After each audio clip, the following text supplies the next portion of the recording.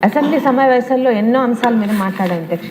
కానీ మొదటిసారి వెంకటేశ్వర స్వామి పట్ల జరిగిన అపరాధం గురించి మాట్లాడడం నిజంగా బాధాకరంగా ఉంది అధ్యక్ష. ఇప్పటి వరకు ముఖ్యమంత్రులుగా 5 సంవత్సరాల అవకాశం ఇస్తే రాష్ట్రానికి ఏదో మంచి చేసిన వాళ్ళనే చూసాం అధ్యక్ష. అయితే 2019-24 రాష్ట్రానికి కరోనా వైరస్ కన్నా భయంకరమైన వైసీపీ వైరస్ పట్టుకుంది అధ్యక్ష. 5 సంవత్సరాల అసమర్థ అవినీతి అరాచక పాలనలో ముఖ్యంగా ఇచ్చిన హామీలు కల్తీ, చెప్పిన మాటలు కల్తీ, మద్యం కల్తీ, బియ్యం కల్తీ చేసి ప్రజల ప్రాణాలతో ఆడుకున్నారు అధ్యక్ష. ఇవన్నీ ఒక ఎత్తైతే అఖిలాండ కోటి బ్రహ్మాండ నాయకుడైన వెంకటేశ్వర స్వామి పట్ల ఈరోజు ప్రపంచవ్యాప్తంగా ఉన్న హిందువులే కాదు అధ్యక్ష, ఆయన మీద నమ్మకంతో డిక్లరేషన్ ఇచ్చి మరీ వచ్చిన అనేక మంది భక్తుల మనోభావాలతో వాళ్ళ నమ్మకంతో ఆడుకున్నారు అధ్యక్ష. ఇక తిరుమల మీద హిందుత్వం మీద జరిగిన కుట్ర ఇప్పుడుది కాదు అధ్యక్ష. ఆయన తండ్రి హయాంలో తిరుమలను 2 కంటలుగా చేసే కుట్రతో మొదలైంది అధ్యక్ష. ఆయన అక్కడితో ఆగితే జగన్మోహన్ రెడ్డి గారు 5 సంవత్సరాలు పూర్తిగా హిందుత్వం మీద తిరుమల కొండ మీద కుట్రలు చేస్తున్నారన్నారు అధ్యక్ష. అంటే అధికారంలో రావడానికి దేవుణ్ణి కూడా ఎలా వాడుకున్నారో దానికి ఒక ఉదాహరణ పింక్ డైమండ్ అధ్యక్ష. అదే పింక్ డైమండ్ కేసుని వాళ్ళ అధికారంలోకి వచ్చాక 2020 ఫిబ్రవరిన ఆ కేసుని వాళ్ళు వెనక్కి తీసుకున్న దాన్ని బట్టే రాష్ట్ర ప్రజలకి ఈ సందర్భంగా మరొకసారి చెప్తున్నాను అధ్యక్ష, జగన్మోహన్ రెడ్డి మాట్లాడే ప్రతి మాట అధికారంలో రావడానికే. ఆ రోజు మాట్లాడిన మాటల్ని మళ్ళీ వాళ్ళ అధికారంలో కనీసం నిరూపించలేక వెనక్కి తీసుకున్నారు అధ్యక్ష. ఇక తిరుమలలో అన్యమత ప్రచారాలు అందరూ మాట్లాడారు అధ్యక్ష. బస్సు టికెట్ల మీద అన్నమత ప్రచారాలు కానీ, బ్రహ్మోత్సవాల అలంకరణలో అన్యమత చిహ్నాలు కానీ, ఆఖరికి తిరుమల వెబ్సైట్లో అన్యమత ప్రార్థనలు రావడం నిజంగా ప్రతీది కూడా 2019-2024 వైసీపీ హయాంలో తిరుమల తిరుపతి దేవస్థానంలో వేసిన ప్రతి అడుగు స్కామే, ప్రతీది ఒక కుట్రే అధ్యక్ష. ఇక అధ్యక్ష 2018 తిరుమల తిరుపతి బోర్డు డైరెక్టర్స్గా నాన్నగారు కూడా ఆ రోజు ఉన్నారు అధ్యక్ష. అంటే ఈరోజు అది చెప్పాల్సిన అవసరం ఉంది అధ్యక్ష. ఆ రోజు నాన్నగారితో పాటు మన సోదరి మరియు ఇప్పుడు మనకి హోంమంత్రిగా ఉన్న అనిత గారికి కూడా అది ఇచ్చాం అధ్యక్ష. తను ఏదో ఒక ఇంటర్వ్యూలో నా హ్యాండ్ బ్యాగ్లో భగవద్గీతతో పాటు ఖురాను, బైబిల్ కూడా ఉంటుందని ఒక మాటని తీసుకొని అప్పటి ప్రతిపక్షమైన వైసీపీ పార్టీ వాళ్ళు చేసిన రాద్ధాంతం మనందరికీ తెలిసిందే అధ్యక్ష. కానీ చాలా నిబద్ధతతో అనిత గారు ఆ రోజు ప్రమాణ స్వీకారం చేయకుండానే ఆ బోర్డు మెంబర్ పదవికి ఆమె రాజీనామా చేశారు అధ్యక్ష. అంటే అది టీడీపీ తాలూకా ఎమ్మెల్యేల తాలూకా నిబద్ధత అధ్యక్ష. మరి ఈరోజు 2019-24 మధ్యన ఇదే తిరుమల తిరుపతి దేవస్థానానికి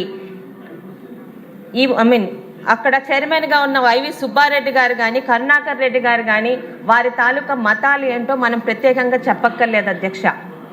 వైవి సుబ్బారెడ్డి గారి సతీమణి స్వయంగా ఆమె బైబిల్ పట్టుకొని తిరుగుతున్న అలాంటి వాళ్ళకి తిరుమల తిరుపతి దేవస్థానం చైర్మన్ పదవి ఇచ్చినప్పుడే హిందుత్వం మీద ఆ దేవాలయాల పట్ల వాళ్ళ తాలూకా కుట్ర ప్రతి ఒక్కరికి అర్థమయ్యి తీరాలి అధ్యక్ష.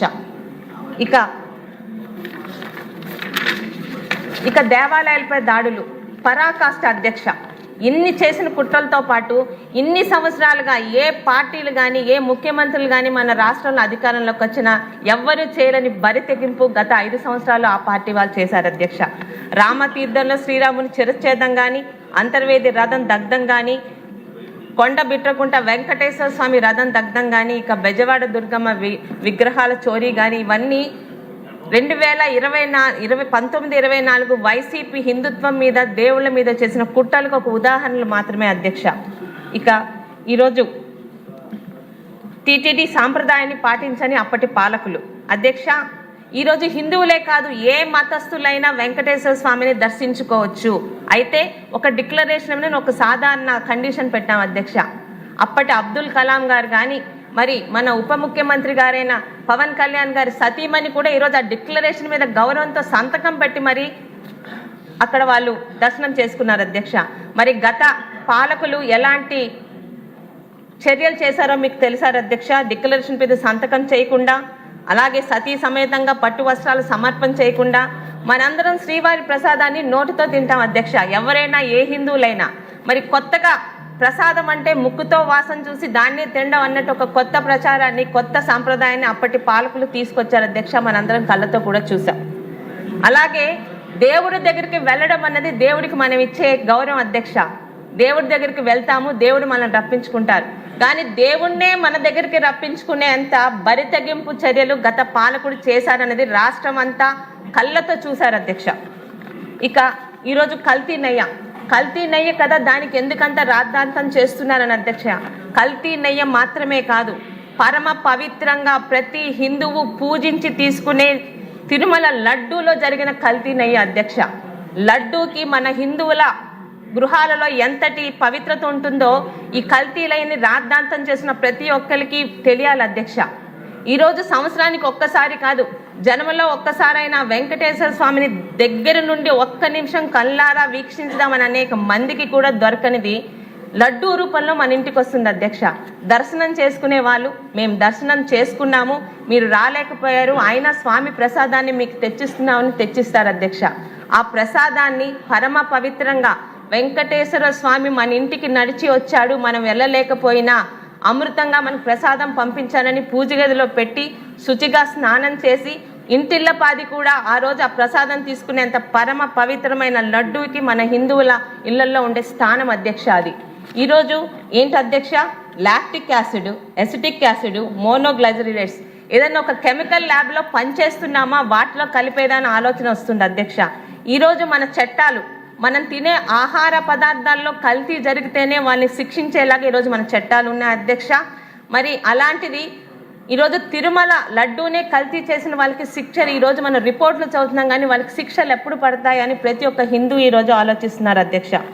మొదటి నుంచి ముఖ్యంగా 2022లోనే ఆ రోజు భక్తులు కొంతమంది తిరుమల లడ్డూల్లో ఏదో తేడా వస్తుంది, ఆ లడ్డూ ఎక్కువ రోజులు ఉండట్లేదు, జిగురుగా అయిపోతుందని చెప్పి వాళ్ళు ఇచ్చిన ఒక అనామక కంప్లైంట్ని ఏదో తూతూ మంత్రంగా ఆ రోజు విచారణ జరిపించారు అధ్యక్ష మైసూరు CFTRIలో.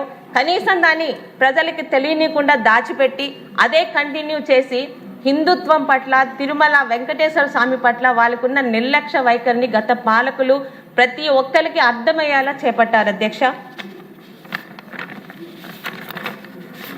అధ్యక్ష. ఇక ఈరోజు తిరుమల లడ్డూపై ముఖ్యంగా వైసీపీ నాయకులు చేస్తున్న చేష్టలు, మాటలు పెద్దలు అన్నట్టు దొంగే అందరినీ దొంగ అన్నట్టుంది అధ్యక్ష. వాళ్ళు చేసిన దొంగతనం బయటపడడంతో తప్పించుకునే దారి లేక ప్రజల్ని నమ్మినా నమ్మకపోయినా ఈరోజు ఏదో ఒకటి అరవాలి కాబట్టి ఈరోజు ప్రతి ఒక్కటి ఆ విషయాన్ని వైసీపీ నాయకులు ఈరోజు రాద్ధాంతం చేస్తున్నారు అధ్యక్ష. నేరం చేసిన వాడే ఈరోజు నీతి బోధలు చెప్తున్నాడు అధ్యక్ష. అక్రమాలు చేసిన వాడే పారదర్శకత గురించి మాట్లాడుతున్నాడు. సిట్టు విచారణలో వైసీపీ ప్రభుత్వ హయాంలో కల్తీ జరిగిందని నిర్ధారణ అయింది అధ్యక్ష. ఇది 100% కాన్ఫిడెంట్, ప్రతి ఒక్కరు కూడా తెలుసు అధ్యక్ష, ఇందులో నో డౌట్ ఆన్ ఇట్. అయితే ఆధారాలతో బయటపడిన వాస్తవాలు కళ్ళకి కనిపిస్తున్నా ఇంకా ప్రచారం చేస్తూ ప్రజల్ని తప్పుదోవ పట్టించే ప్రయత్నం చేస్తున్నారు అధ్యక్ష. నిజాలు బయటపడ్డాక కూడా అబద్ధాలని అరిచి నిజం చేయాలని ప్రయత్నించడం నిజంగా ఒక రాజకీయ దివాలా తీయడమే అధ్యక్ష. ఇది వాస్తవాలపై యుద్ధం కాదు అధ్యక్ష. వాళ్ళు అంటున్నట్టు ఇది అబద్ధాలపై ఆధారపడిన ప్రచారం అధ్యక్ష. కానీ ప్రజలు మూర్ఖులు కాదు, గట్టిగా అరిస్తే నిజం అబద్ధం అయిపోదు, నిజం ఒకరోజు వెలుగులోకి వస్తుంది అధ్యక్ష. ఈరోజు ఒక హిందువుగా, ఒక భక్తురాలిగా, ఒక శాసనసభ్యురాలిగా ప్రభుత్వానికి విన్నపం అధ్యక్ష. మన ప్రభుత్వంలో మన ప్రజల మనోభావాల్ని, నమ్మకాన్ని దెబ్బతీసిన వారికి శిక్ష పడేలా చూడాల్సిన బాధ్యత ఖచ్చితంగా మన మీద ఉంది అధ్యక్ష. వీలైతే ఇంకా లోతుగా విచారణలు చేపట్టాలి, ఎంతటి వాళ్ళైనా వారికి శిక్ష పడాలి అధ్యక్ష. ఎందుకంటే ఇందాక సదరు మంత్రి గారు చదివిన రిపోర్ట్ మేము విన్నాం అధ్యక్ష. మాకు కావాల్సింది రిపోర్ట్ మాత్రమే కాదు అధ్యక్ష, ఆ రిపోర్ట్లు ఆధారంగా తప్పు చేసిన వాళ్ళపై శిక్షలు కూడా కావాలి అధ్యక్ష. ఈరోజు మనం ఏదైనా తప్పులు చేస్తే దేవుడు శిక్షిస్తాడని మన నమ్మకం అధ్యక్ష. మరి ఆ దేవదేవుడికి మనందరి సమక్షంలో ఈరోజు తప్పు జరిగితే శిక్షించాల్సిన బాధ్యత మన మీద కూడా ఉంది అధ్యక్ష. సరైన శిక్షలు లేకపోతే ఇలాంటి బరి తెగించే వాళ్ళు మాటలు ఇంకా ఎక్కువ అవుతాయి అధ్యక్ష. ఈరోజు ప్రతి ఒక్క హిందువుకి న్యాయం జరిగేలా ఈ కల్తీ లడ్డు విషయంలో చేసిన నేరస్తులకు శిక్ష పడాలా కోరుకోవాలని కోరుకుంటూ ధన్యవాదాలు అధ్యక్ష. ఈ సబ్జెక్ట్ ఏంటంటే అందరికీ అసెంబ్లీ సమావేశాల్లో ఎన్నో అంశాల మీద మాట్లాడారు అధ్యక్ష. కానీ మొదటిసారి వెంకటేశ్వర స్వామి పట్ల జరిగిన అపరాధం గురించి మాట్లాడడం నిజంగా బాధాకరంగా ఉంది అధ్యక్ష. ఇప్పటి వరకు ముఖ్యమంత్రులుగా 5 సంవత్సరాలు అవకాశం ఇస్తే రాష్ట్రానికి ఏదో మంచి చేసిన వాళ్ళనే చూసాం అధ్యక్ష. అయితే 2019-24 రాష్ట్రానికి కరోనా వైరస్ కన్నా భయంకరమైన వైసీపీ వైరస్ పట్టుకుంది అధ్యక్ష. 5 సంవత్సరాల అసమర్థ అవినీతి అరాచక పాలనలో ముఖ్యంగా ఇచ్చిన హామీలు కల్తీ, చెప్పిన మాటలు కల్తీ, మద్యం కల్తీ, బియ్యం కల్తీ చేసి ప్రజల ప్రాణాలతో ఆడుకున్నారు అధ్యక్ష.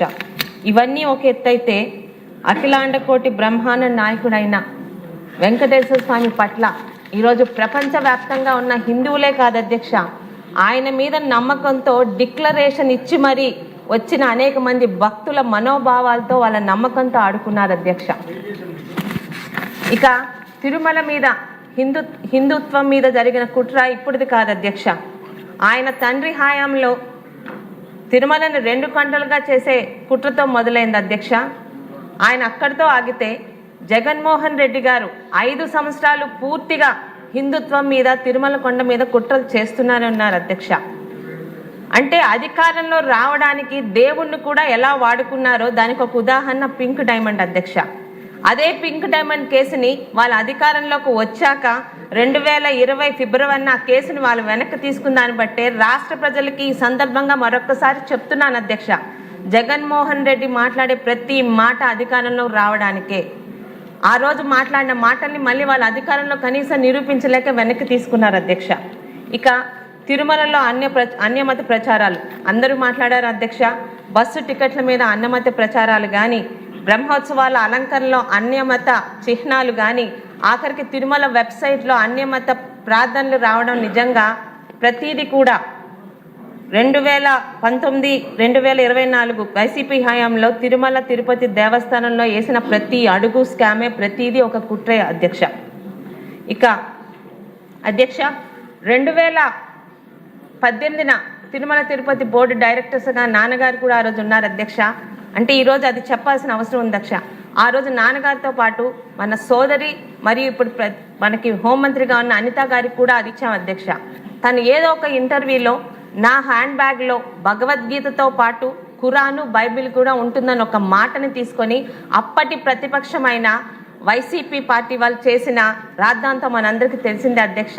కానీ చాలా నిబద్ధతతో అనిత గారు ఆ రోజు ప్రమాణ స్వీకారం చేయకుండానే ఆ బోర్డు మెంబర్ పదవికి ఆమె రాజీనామా చేశారు అధ్యక్ష. అంటే అది టీడీపీ తాలూకా ఎమ్మెల్యేల తాలూకా నిబద్ధత అధ్యక్ష.